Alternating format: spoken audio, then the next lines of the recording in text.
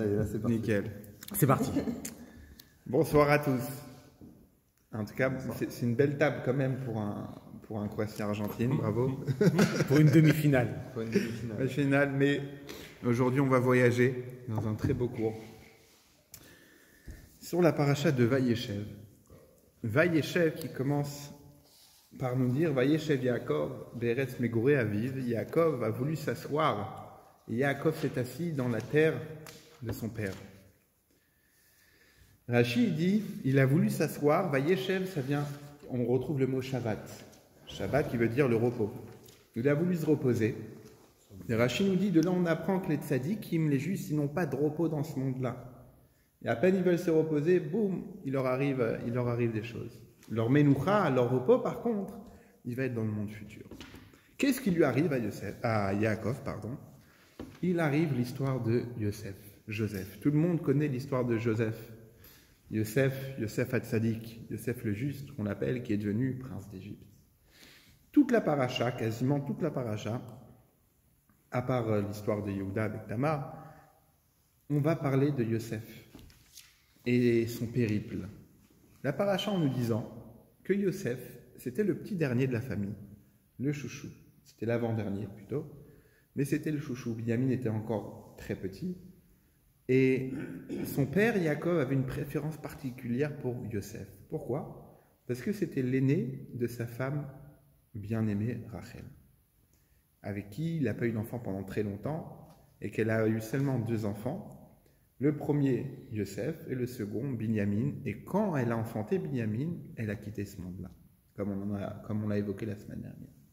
Yosef grandit. Yosef devient le chouchou de son père Yaakov. Et forcément, ça réveille de la jalousie vers les frères. Son père lui a même acheté Ketonet Bassim, une tunique à rayures, très belle tunique, de chez New Shop. C'est plus la mode les tuniques, mais vous allez voir que ça va revenir. Ça revient toujours.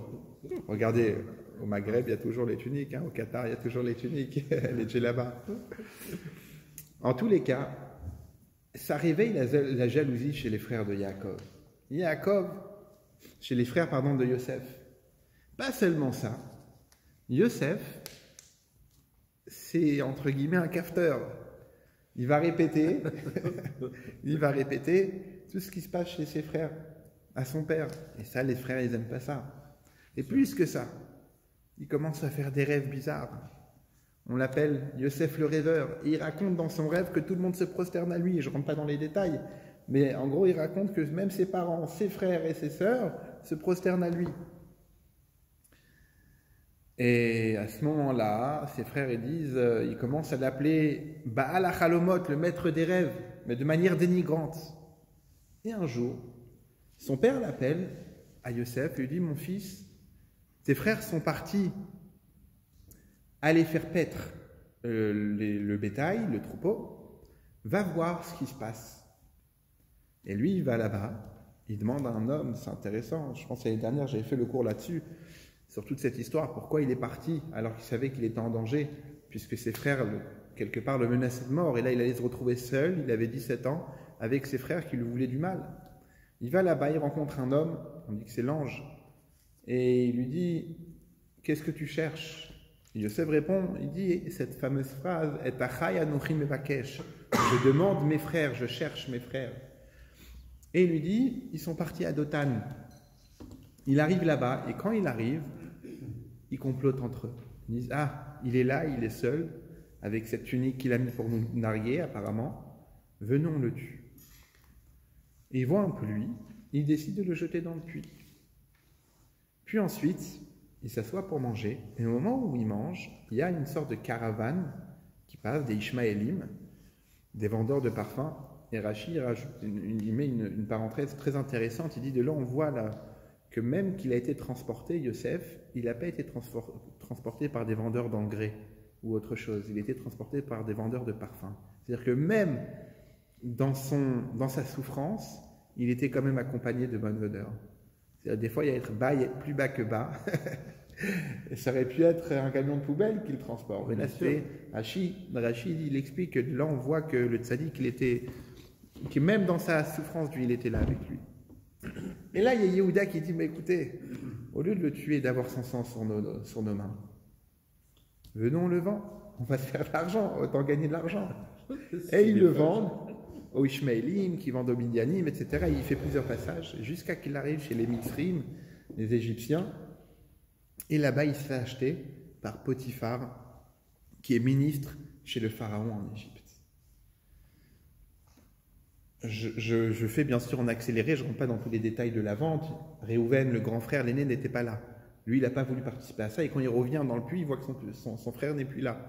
Il commence à paniquer. Entre-temps, les frères, qu'est-ce qu'ils ont fait? Ils ont pris sa tunique, ils l'ont enlevée, ils ont égorgé un chevreuil, et ils ont trempé la tunique dedans dans le sang. Ils sont partis chez leur père Yaakov, ils ont dit, papa, ton fils s'est fait dévorer par une bête sauvage. Regarde, voici son sang. Et son père, il a fait les Shiva. Il a fait le deuil là-dessus. Et Yosef se fait vendre et il arrive dans la maison de Potiphar. Potiphar, qui est le ministre de Paro. Et là-bas, tout ce que Yosef touche, il y a de la réussite. Tout ce que Yosef fait, ça amène de la réussite.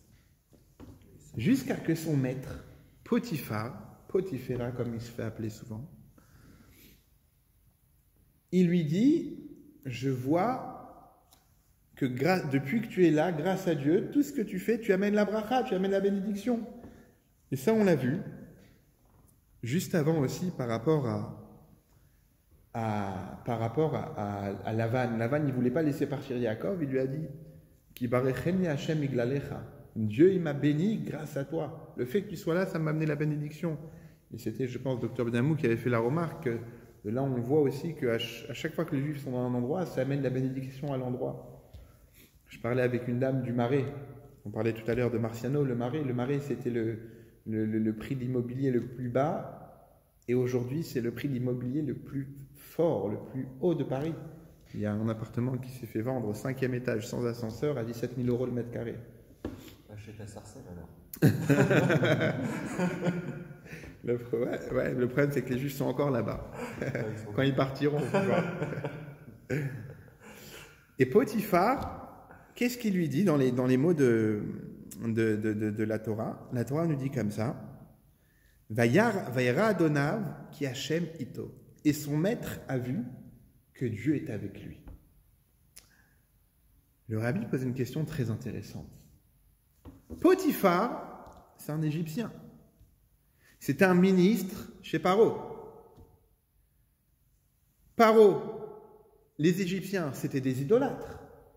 Ils servaient le Nil, comme on va le voir dans les parachutes qui arrivent.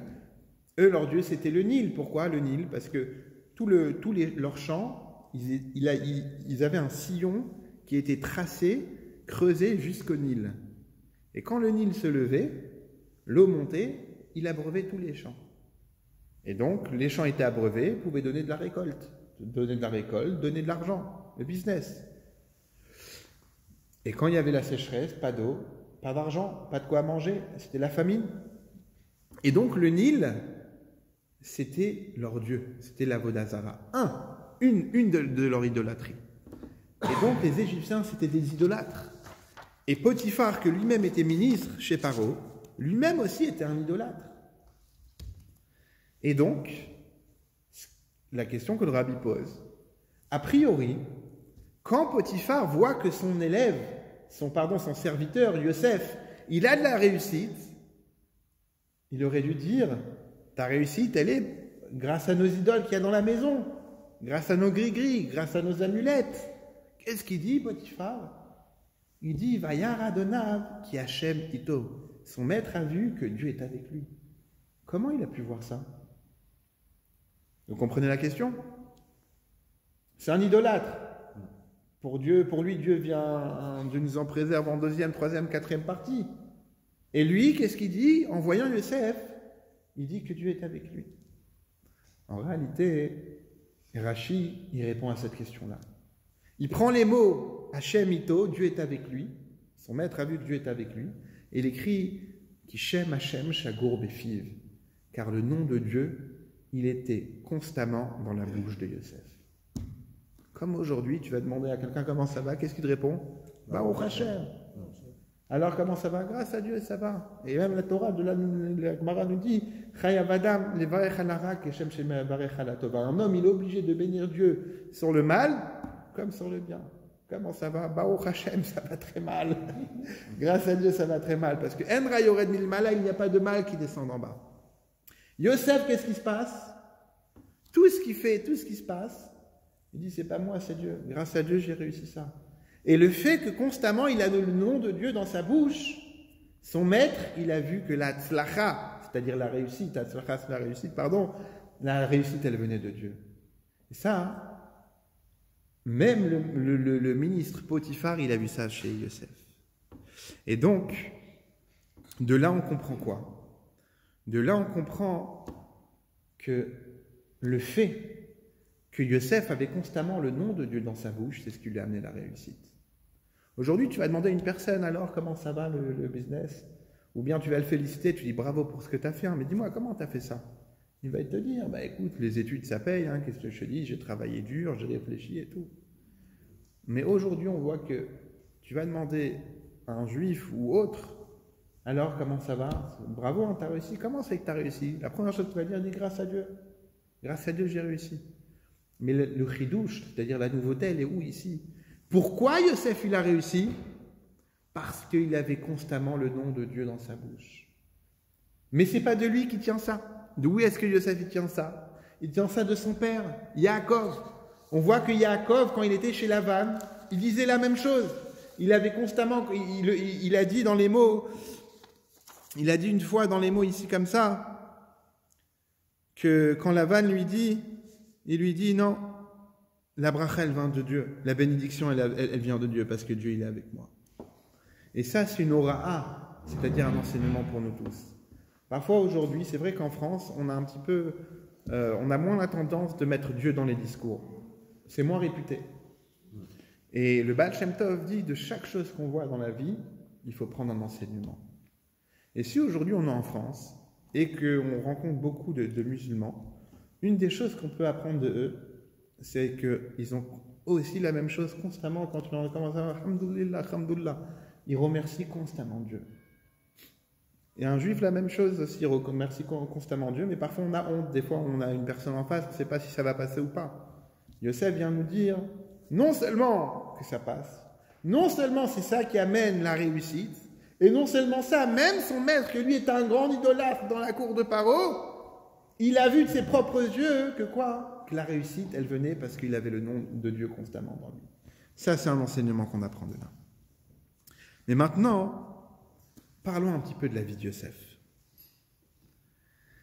Après cette histoire-là, alors qu'il est chez Potiphar, il se passe une histoire.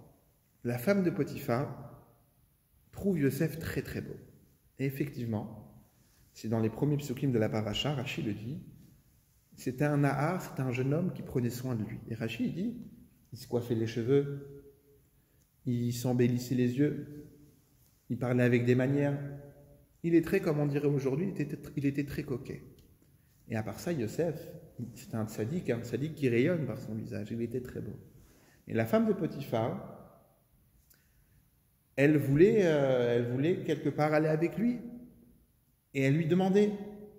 Il lui a fait des avances. Elle lui a fait des avances, exactement, jour après jour. Et lui, constamment, il la repousse. Il dit, je peux pas. Vechatat il Elohim. Encore une fois, on le voit. Il dit, je vais fauter à Dieu. Je ne veux pas m'éloigner de ça. Je ne peux pas me quitter, je vais fauter à Dieu. Et puis ensuite, elle le pousse jusqu'à un jour où personne n'est à la maison. Elle se retrouve seule avec lui. C'est pour ça qu'il y a une des halakhot, c'est qu'on n'a pas le droit de rester seul avec une femme étrangère, une femme de manière générale, si ce n'est pas ta sœur ou ta mère. Elle a dit à tout le monde, c'était un jour, il y avait un carnaval dehors. Le Midrash raconte que c'était un grand carnaval. Toutes les femmes, tous les hommes sont partis faire le carnaval. Et elle a dit à tout le monde, je me sens mal aujourd'hui. Elle est restée à la maison pour être seule avec Yosef. Et quand Yosef il était là, elle a dit à Yosef, Shirvaimi, viens avec moi. Et Yosef lui dit, non, je vais fauter à Dieu. Qu'est-ce qu'elle fait? Elle attrape par son vêtement. Et on dit qu'à ce moment-là, Yosef, à ce moment-là, il a vu le visage de son père. Et il s'est enfui. Et quand il s'est enfui, il a laissé son vêtement chez elle à la maison. Elle était en panique, elle sait pas. Son mari revient, elle dit, regarde, l'homme que tu as amené chez nous à la maison, le serviteur que tu as amené chez nous à la maison, que tu trouves très bien, regarde ce qu'il a essayé de faire, il a essayé d'abuser de moi. Quand Potiphar il entend ça, il le jette en prison. Yosef, il se fait jeter dans un puits par ses frères. Il se fait vendre aux Ishmaélim, puis ensuite aux Midianim, puis ensuite aux Mitzrim, si je ne me trompe pas dans l'ordre, c'est-à-dire d'abord aux Ismaélites, ceux de Midian, puis ensuite aux Égyptiens. Il arrive chez Potiphar. Tout le monde l'a oublié. Ses frères l'ont abandonné, son frère l'a jeté. Son père a fait les shivas, il a fait le deuil des 7 jours sur lui. Il arrive chez Potiphar, il se fait accuser à tort. Imaginez-vous le titre qu'il devait avoir dans les journaux après cette histoire-là. Nahar Ivri, il était connu en étant un jeune, un adolescent ivri, c'est-à-dire hébreu, ivri, c'est-à-dire mais Ever, qui vient de l'autre côté du fleuve d'Israël, de Eretz Kenan, comme on l'appelait à cette époque-là. Il se retrouve en prison. Quand il est dans la prison, 2 ans après, si je ne me trompe pas, il y a 2 hommes qui arrivent dans la prison. Le ministre Sarah Tabachim et Sarah Ophim, le ministre des cuisines et le ministre des pâtisseries. Et les 2, ils sont en prison. Et un matin, Yosef va les voir, il leur demande, qu'est-ce qui vous arrive? Je vois que votre visage n'est ni comme hier, votre visage d'aujourd'hui n'est pas le même qu'hier. Qu'est-ce qui vous arrive? Et là, les 2 hommes leur répondent, on a fait un rêve étrange. Et Yosef leur demande, dites-moi, c'est quoi votre rêve? Je vais essayer de trouver une solution. Et encore une fois, Yosef ne dit pas, je vais trouver une solution. Il dit, la solution va venir de Dieu. Et je rigole parce que j'ai dit à mon fils tout à l'heure, mon petit-fils Mendele, je lui ai dit, ce soir, je vais raconter une blague à toi au cours. C'est l'histoire de... Et peut-être qu'il nous écoute parce que je vois que ma femme est connectée. C'est l'histoire d'une personne qui achète une voiture et que le concessionnaire lui dit, écoutez, cette voiture est très particulière. Pour avancer, il faut dire Baruch Hashem, grâce à Dieu. Et pour freiner, il faut dire Amen.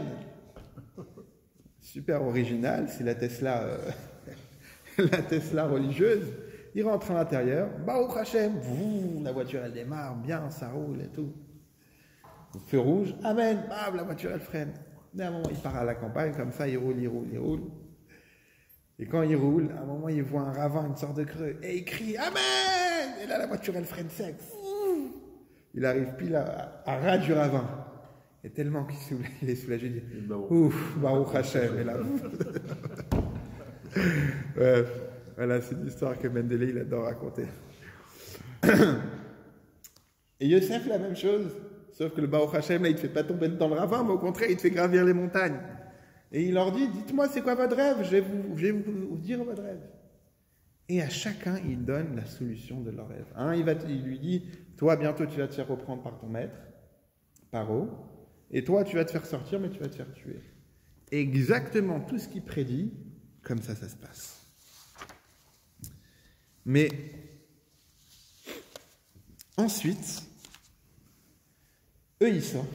On voit la paracha qui arrive, la prochaine paracha. Paro, lui aussi, fait un rêve étrange. Il rêve qu'il y a 7 vaches maigrichonnes, moches. Et il y a 7 grosses vaches qui apparaissent, qui sortent du fleuve, et les petites vaches toutes maigres, ils vont manger les grosses vaches. Pareil avec les épis de blé. Et Paro, il se réveille. Il est complètement déboussolé. Il demande à tous ces magiciens, tous ces sorciers, racontez-moi ce rêve, expliquez-moi ce rêve, qu'est-ce qui se passe? Donnez-moi une solution, interprétez-moi ce rêve-là, j'arrive pas à interpréter ce rêve-là. Vous connaissez tous l'histoire, c'est une histoire, c'est le rabbin Citruc qui l'a raconté. Qu'il y avait 2 amis qui aimaient bien le foot, pour relier un petit peu la soirée de ce soir. Ils adoraient le foot, et il y en a un qui malheureusement est en train d'agoniser, va bientôt quitter ce monde-là, et son ami lui dit, écoute, tu vas bientôt partir, tu es le premier d'entre nous qui va partir en haut dans le ciel, je te demande une chose. Viens me voir après, quand tu quitteras ce monde-là. Dis-moi si dans le monde futur, il y a le foot. Je t'en supplie. Son ami décède. Quelques jours après sa mort, l'autre ami rêve de lui. Il vient le voir dans le rêve, et il dit comment ça va? Il dit écoute, j'ai eu un bel accueil, etc. C'est le paradis, c'est vraiment beau. Alors j'ai une très bonne et une mauvaise nouvelle pour toi. Et vas-y, commence par la bonne. Il dit la bonne nouvelle, c'est que il y a des super bonnes équipes de foot. On a des stades de folie, des crampons, dernier cri. Vraiment, la pelouse, elle est magnifique, des super beaux tournois, des équipes de ouf. Mais si, c'est du gâteau à côté. Ah, mais c'est super ça. Et dis-moi, c'est quoi la mauvaise nouvelle alors? Et la semaine prochaine, c'est toi le goal.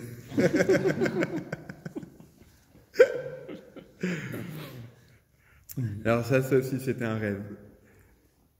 Et Paro fait ce rêve-là, et il demande à tous les interprètes. Personne n'arrive à interpréter comme il faut le rêve. Et là, il y a un des ministres qui était en prison, et il dit à Paro, cher roi, je me rappelle que dans la prison, il y avait là-bas un jeune qui vient, un étranger, comme ça il dit, un jeune étranger, que lui, il avait bien interprété mon rêve. Peut-être que lui va vous interpréter le rêve comme il faut. Il fait, ah bon, qu'on l'appelle. On fait sortir Yosef. Il lui dit son rêve, et Yosef dit tout simplement, vous allez avoir 7 années d'abondance, et les 7 années qui vont suivre, ça va être 7 années de famine. Le pharaon, il est impressionné par cette interprétation, et il dit, et tu as une solution? Dis-moi ce que je vous conseille, tout simplement, c'est que pendant 7 ans, vous emmagasinez à fond, et les 7 années d'après, on aura des provisions pour tout. À ce moment-là, Paro, tellement qu'il est impressionné par Yosef, alors il y a un midrash magnifique qui raconte tout le dialogue qu'il y a eu entre les deux, et qu'il a fait monter chaque marche, et chaque marche, il fallait parler une langue différente, et qu'il trouvait toutes les marches. Et à ce moment-là, Paro le rend vice-roi. Yosef, qui venait d'un trou, qu'on a jeté dans le puits, qu'on a ensuite vendu à des vendeurs, qui ont vendu à un autre vendeur, qui est arrivé serviteur, à qui on a accusé d'abus, qui a été jeté en prison, se retrouve vice-roi d'Égypte. C'est extraordinaire. Mais revenons quelque temps avant. Yosef, il est dans la prison. Il voit, après tout ce qu'il a souffert, il aurait dû en vouloir à tout le monde. Il a été jeté en prison à cause de Potiphar. Et Potiphar, il était prince chez Paro. Donc il en veut à Potiphar, et donc automatiquement il en veut à la monarchie. Et quand il y a 2 princes qui arrivent, il doit les détester, puisqu'ils appartenaient à la monarchie, laquelle l'a trahi, l'a accusé à faux. Non seulement il leur en veut pas, mais il s'occupe d'eux. Il vient les voir et leur demandant, qu'est-ce qui vous arrive? Votre visage, vous avez l'air triste. Vous n'êtes pas comme hier. Yosef, lui qui a souffert, Yosef qui a été jeté dans un trou, Yosef à qui il a été vendu par ses frères, que son père l'a quelque part abandonné. Qu'est-ce qui arrive à ce moment-là? On le jette. Au lieu d'en vouloir à tout le monde, au contraire, il va voir les gens, il s'occupe des gens. Même dans la prison, ça devient le parrain de la prison. Et quand il y a 2 personnes qui vont mal, il leur demande qu'est-ce qui vous va mal? Pourquoi vous allez mal comme ça? L'année dernière, j'avais écouté une explication du Rav Jacobson extraordinaire sur l'histoire de la femme de Potiphar. Quand la femme de Potiphar, elle a voulu abuser de Yosef, à ce moment-là, Yosef, il a vu le visage de son père. Mais dans la Torah, comment c'est écrit? Il a refusé, écrit Vayemahen, il a refusé. Vayemahen, le ta'am, c'est-à-dire le son, quand on lit la Torah qui est au-dessus de cette lettre-là, c'est un shalchelet. Shalchelet, c'est le plus long ta'am. Vayemahen, il apparaît que 3 fois dans la Torah. Une fois avec la femme de Lot. Une autre fois, quand Yaakov refuse d'accepter que son fils, il est mort. Et là, quand Yosef refuse de partir avec la femme de Potiphar. Et l'explication que j'ai entendue, c'est que Les deux, ils sont reliés. Le fait que Yaakov, les gens venaient voir Yaakov et lui disaient, Yaakov, ton fils, il est parti, tu ne vas plus revoir ton fils, il a quitté, il t'a abandonné, il t'a oublié, il ne reviendra jamais. Qu'est-ce que Yaakov y répond? Il refuse de faire le deuil. Il fait un deuil technique, mais pas profond. Il n'y croit pas en son deuil. Et le fait que Yaakov avait toujours confiance en Yosef, c'est ce qui a donné la force plus tard à Yosef de refuser l'adultère avec la femme de Potiphar. Pourquoi? Parce que son père avait toujours confiance en lui. Et c'est pour ça que Rad Yokno Shel Aviv, qu'on dit qu'il a vu son père. Pourquoi il a vu son père? Il a vu que son père tenait toujours à lui. Et ça veut dire quoi? Ça veut dire qu'aujourd'hui, que comme quand tu as un fils qui quitte le chemin dans lequel tu l'as éduqué, si tu as toujours confiance en lui, si tu refuses de croire que ton fils, il a quitté le chemin, et tu crois toujours en lui, cette croyance que tu crois en lui, ce fils, ton fils, il le ressent. Et quand il aura des difficultés, il va ressentir la même force que Yosef Hatzadik il a eu à ce moment-là. Et pour revenir à Yosef, comment Yosef, lui qui a tellement souffert, peut avoir aujourd'hui envie d'aider les autres? Où il est, il réussit. Comment? Ce qui est fou, c'est que la Torah nous raconte en détail cette histoire de rêve. Pour la création du monde, il y a 31 versets qui nous racontent la création du monde. Pour le don de la Torah, il y a 14 versets qui nous racontent comment Dieu il a donné la Torah.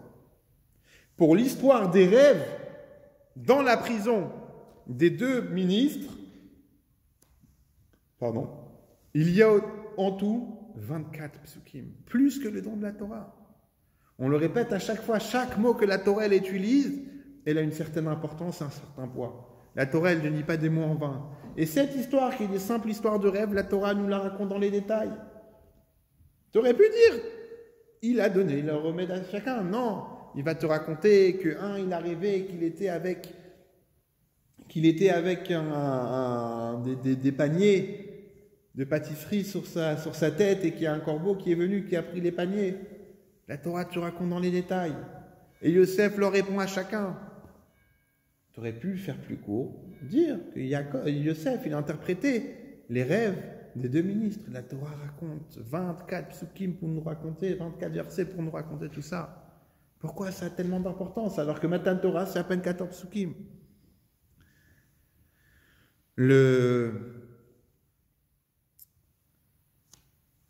Quand il était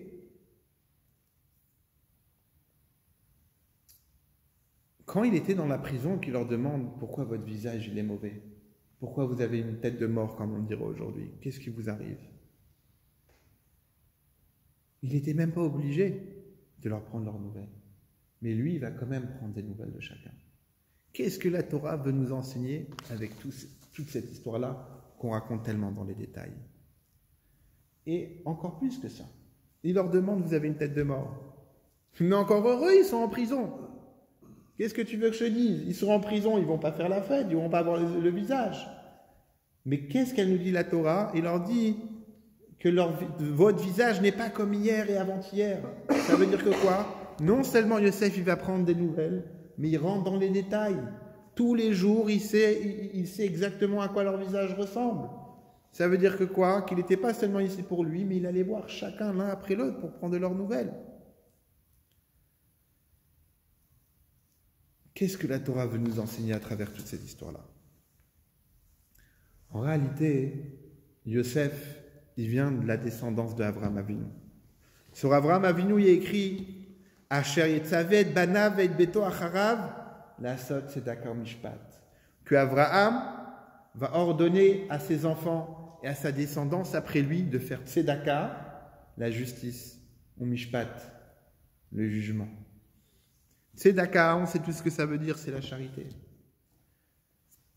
Yosef, il descend d'Avraham Avinu. Yosef, il doit aller prendre des nouvelles de chacun. Yosef, quand il est arrivé en prison, il a dit, je ne suis pas là par hasard. Si je suis là, c'est que je dois faire quelque chose. Je ne suis pas arrivé ici par hasard. Il n'y a rien de hasard ici, comme on a raconté par rapport à Yaakov, quand la semaine dernière on a lu dans la paracha, que Yaakov il se bat avec l'ange de Esav. Et il lui met un gros coup dans la hanche à Yaakov. Dans le nerf sciatique, on ne mange plus jusqu'à aujourd'hui. Yaakov, quand ça arrive le matin, l'ange doit partir. Qu'est-ce qu'il fait Yaakov? Il dit, je ne te laisse pas partir tant que tu ne me bénis pas. Oh. Qu'est-ce qui se passe ici? Il vient de t'agresser. Il est venu pour te tuer. Il est venu pour te battre. Et toi, tu l'attrapes, tu lui dis, non, bénis-moi avant de partir. Mais il vient de te briser la hanche. Pourquoi Yaakov lui demande de le bénir? C'est le sar de Esav. Yaakov, il avait déjà reçu des bénédictions de Dieu. Qu'est-ce que Yaakov, il a besoin de bénédictions de lui? Yaakov, qu'est-ce qu'il dit? Il dit, c'est pas possible que je suis arrivé dans cette situation où je me bats avec quelqu'un et qu'il n'y a rien qui va sortir de là. Il n'y a pas de hasard. Mitzadeh Gever Hashem Konenu, Dieu il guide les pas de l'homme, il est écrit dans Tehillim, dans les psaumes du roi David. Dieu il guide les pas de l'homme, et donc Yaakov il dit, si aujourd'hui je suis arrivé là en train de me battre avec l'ange de Esav, c'est qu'il y a quelque chose qui doit sortir d'ici, c'est pas possible. Qu'est-ce qu'il lui dit? Bénis-moi. Et qu'est-ce qu'il lui répond? Il lui donne une bénédiction. Il lui dit, ton nom maintenant ce ne sera plus Yaakov, ça va être Israël. Et jusqu'à aujourd'hui, on a appelé comment? Les enfants d'Israël. De ce moment-là, de cette bagarre-là. Pourquoi? Parce que Yaakov, il dit quoi? Il dit, si je suis arrivé ici, c'est pas par hasard. Dieu, il m'a pas envoyé ici, dans cette bagarre-là, pour que je ressors avec une hanche cassée. Il y a quelque chose d'autre qui doit être là. Yosef, le fils de Yaakov, il est en prison, il dit exactement la même chose. Il dit, c'est pas possible que je suis arrivé là où je suis, juste pour faire des sourires à tout le monde. Si je suis ici, c'est qu'il y a une solution, c'est qu'il y a une mission à faire. Où je suis, il y a une mission. Et étant donné que je suis l'arrière-petit-fils d'Abraham, ma mission, c'est de quoi? C'est de faire le bien autour de moi. Et c'est pour ça qu'il connaît exactement le visage de chaque prisonnier dans la prison. Et c'est pour ça que chacun, là où il est, il sait s'il va mal et s'il va pas bien. Et quand il va pas bien, qu'est-ce qu'il fait? Il va le voir et il va lui dire, comment tu vas aujourd'hui? Qu'est-ce qui t'arrive? Tout ça pour qu'il lui réponde quoi? Ça va ou ça va pas? Ou ça va Baruch Hashem? Le Baal Shem Tov, aujourd'hui c'est Yutet Kislev, Rosh Hashanah de la Chassidoute. Le Baal Shem Tov, quand il a commencé à étudier les secrets de la Kabbale en cachette, un jour il a eu la révélation d'Eliyahu Hanavi, le prophète Élie. Le prophète Élie lui a dit en sourire, avec un sourire minarquois, il lui dit, tu crois que tu es quelqu'un de grand parce que tu étudies les secrets de la Kabbalah? Sache que quand un simple employé, qu'un simple paysan dit Baruch Hashem, c'est-à-dire grâce à Dieu, béni soit Dieu, sache que là-haut, ça crée de la satisfaction dans le ciel plus que ton étude de la Kabbalah. Depuis ce jour-là, le Baal Shem Tov a changé complètement de chemin. Voyager des heures et des heures, voire des jours et des jours, rien que pour aller voir un juif, lui demander comment tu vas, pour qu'il réponde Baruch Hashem. Ça, on le prend en grande partie de Yosef. Que Yosef, à 3 moments dans sa vie, il remercie, on voit que dans ces 3 étapes de la vie, il y a Dieu avec lui. Il dit Dieu. Quand il arrive chez Potiphar, chez la femme de Potiphar, comme on a dit tout à l'heure, il dit Vechatatil Elokim, je ne veux pas fauter à Dieu. Il parle de Dieu. Quand il arrive dans la prison, il dit c'est pas moi qui a réussi l'interprétation, ça vient de Dieu.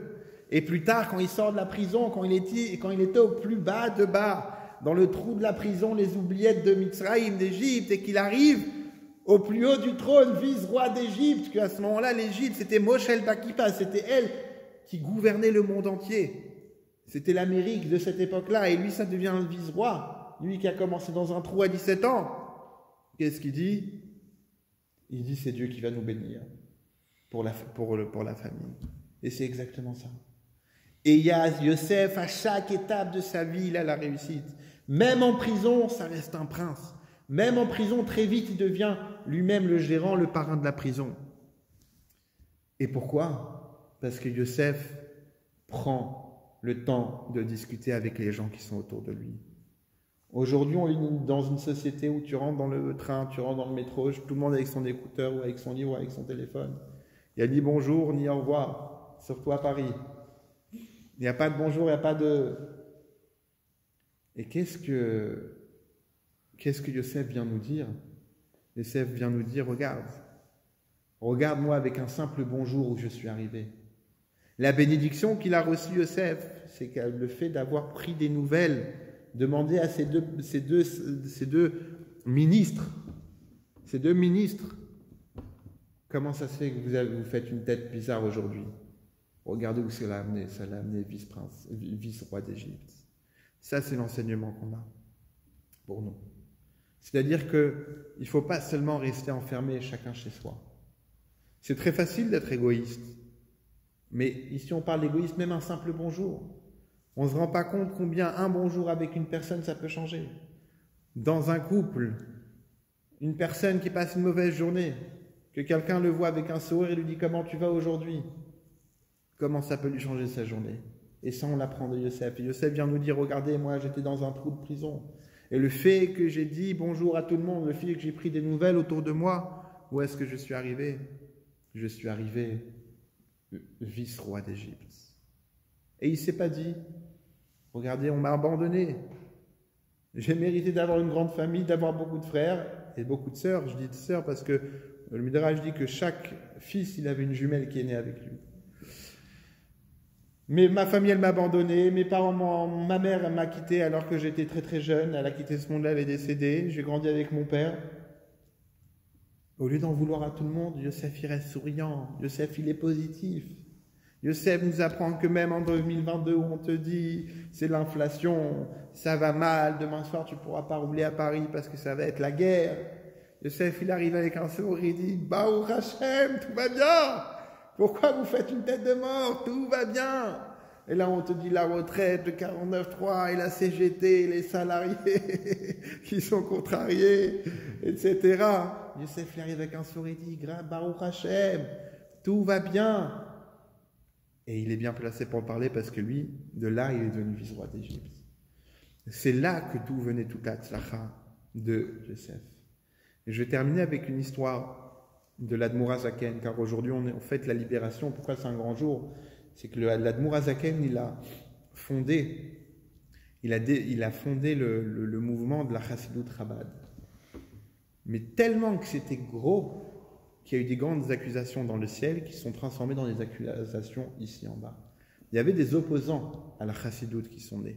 Des gens qui n'étaient pas d'accord, ils disaient c'est des trop grands secrets de la Kabbale qu'on veut partager avec n'importe qui, avec des gens qui ne font même pas Shabbat. Et ces gens-là, ils se sont opposés à ça. Et tel point que ça les dérangeait, ils sont partis faire des fausses accusations chez le tsar en Russie en disant que l'Admour HaZaken, il envoie de l'argent aux Turcs, aux Ottomans, qui à ce moment-là est en guerre avec les Russes. En réalité, l'Admour HaZaken, il envoyait de l'argent en Israël qui était sous protectorat, sous contrat avec... il était géré par les Ottomans. Lui, il envoyait de la tzedaka. Ils ont profité pour ça, pour dire qu'il envoie de l'argent pour rebeller. Il soutient la rébellion contre les... Il a été emprisonné, comme j'ai raconté la semaine dernière, pendant 53 jours. Alors que c'était... On sait tous qu'en général, quand on a attrapé, surtout en Russie, pour rébellion, tu n'en sors pas de là-bas. Et tellement qu'il a impressionné tout le monde. Et quand il était dans la prison, il a eu le dévoilement du Baal Shem Tov et du Maggid de Mézérich. Ils sont venus les voir les deux. Et lui, il leur a demandé pourquoi je suis ici en prison. Et ils lui ont répondu tellement que tu as diffusé la Chassidut que ça a créé une accusation dans le ciel. Et c'est pour ça qu'aujourd'hui tu es en prison. Et le rabbi Shneur Zalman, qu'on appelle l'Admour HaZaken, le vieux rabbi, il leur a dit ça veut dire qu'il faut que j'arrête de diffuser la Chassidut. Ils lui ont répondu non. Maintenant que tu as diffusé, il faut que tu diffuses encore plus. Et le Baal Shem Tov, il raconte que quand il est monté dans le ciel, il a dit Matai Katimar, quand est-ce que le Mashiach va se dévoiler? On lui a répondu quand tes sources vont se répandre à l'extérieur. Quand les sources de la Chassidut vont se répandre à l'extérieur. Là, sans la Mashiach va venir. Et le jour du 19 qui se lève, c'est le jour où on a annoncé miraculeusement au Admour HaZaken qu'il était libre de prison.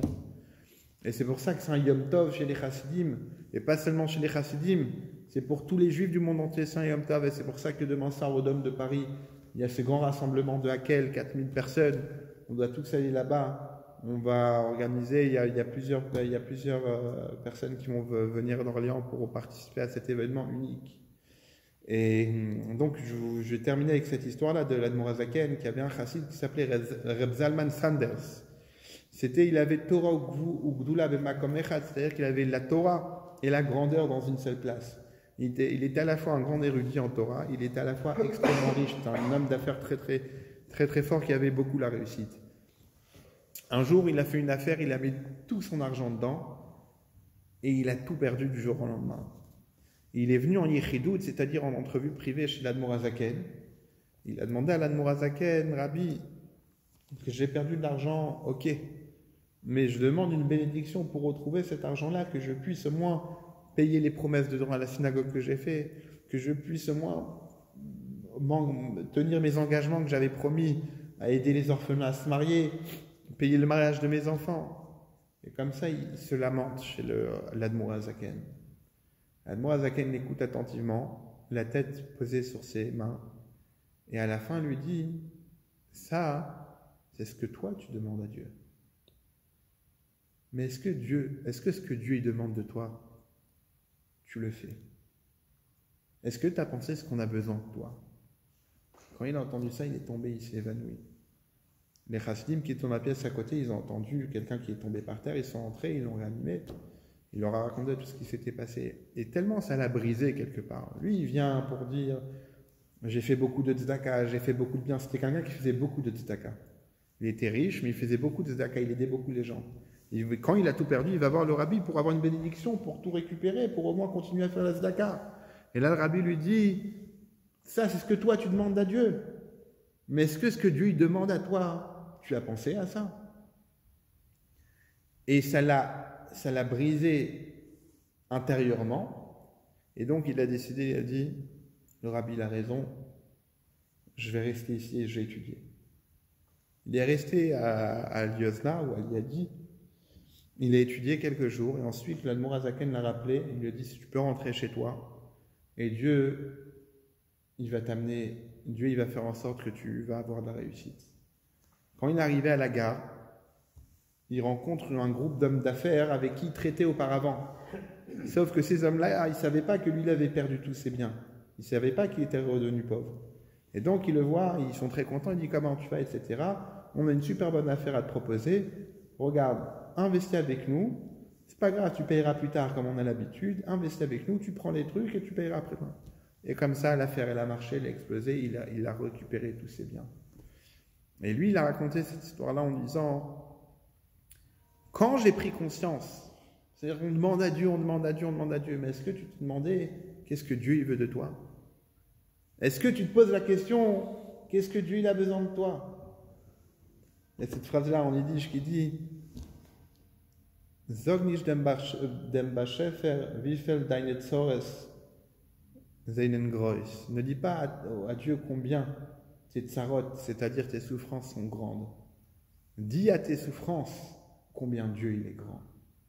Dis à ce qui t'arrive dans la vie que tu as un Dieu qui est grand, comme Yosef Hatzadik qui disait Baruch Hashem, grâce à Dieu. Et c'est quoi l'enseignement de tout ça? Ce qu'on apprend de Yosef Hatzadik, c'est que il faut prendre en compte les gens qui nous entourent. Maaseh Bepoel, concrètement, il y a Hanouka qui arrive, la fête de Hanouka elle arrive. On a des bougies, on a des kits, on doit tous se poser la question, est-ce que tous les juifs qu'on a dans notre entourage, ils ont les bougies pour allumer la fête de Hanouka? C'est la fête, en plus, c'est la fête la plus facile à faire. Et c'est une fête qui est belle, qui amène de la lumière comme toutes les fêtes, mais là on le voit clairement. Est-ce qu'on peut apprendre de Yosef, que Yosef lui a pris des nouvelles des prisonniers, nous on doit prendre des nouvelles des hommes libres qui sont autour de nous en leur demandant comment ils vont, où est-ce qu'ils sont, est-ce qu'ils ont ce qu'il faut, comment ça va, et leur amener ce qu'ils ont besoin. Et étant donné que là c'est la fête de Hanouka, on doit tous avoir chez soi à la maison, dans sa voiture, 1 ou 2 ou 3 kits de Hanoukia toujours prêts, que si on rencontre un juif qui en a besoin, quelqu'un qui en a besoin, on sera là prêt pour lui donner. Ça, c'est ce qu'on apprend de Yosef Hatzadik. L'Echaim, qu'on renforce dans Torah Mitzvot, et que de la même manière que Yosef, en ayant ce nom de Dieu constamment dans sa bouche, nous aussi, le fait qu'on a constamment le nom de Dieu dans notre bouche, et qu'on l'a pas seulement dans notre bouche, mais c'est là qu'on se rassemble pour faire grandir ce nom de Dieu-là parmi nous, que ça va nous amener la même réussite de Yosef, que si on est dans un trou, on va terminer vice-roi sur le trône. L'Echaim. Chazak ou Baruch. Tu regardes la montre. Ça y est, on y va. Et